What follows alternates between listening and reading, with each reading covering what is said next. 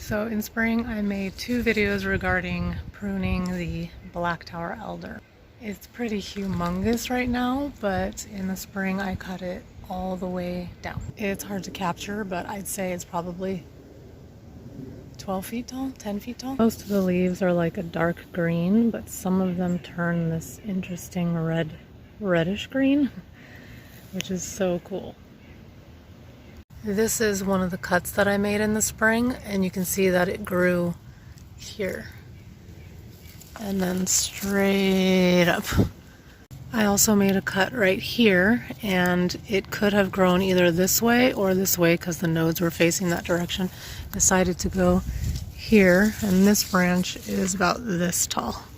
So it's, I think, the shortest one.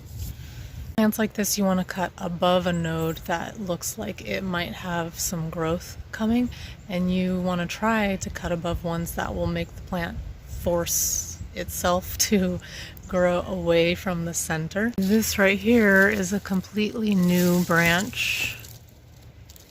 It's the one that turned red. And there's the second one I cut. I don't think I did much to it.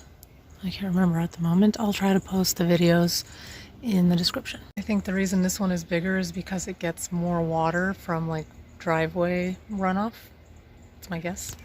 The one thing about this is that it tends to go toward our driveway, which isn't very helpful.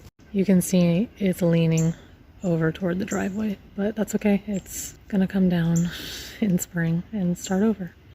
If I wanted to, I could cut that stem off so it doesn't go over the driveway, but it doesn't bother us enough for me to have to do that. Like, it doesn't get in the way as much this time.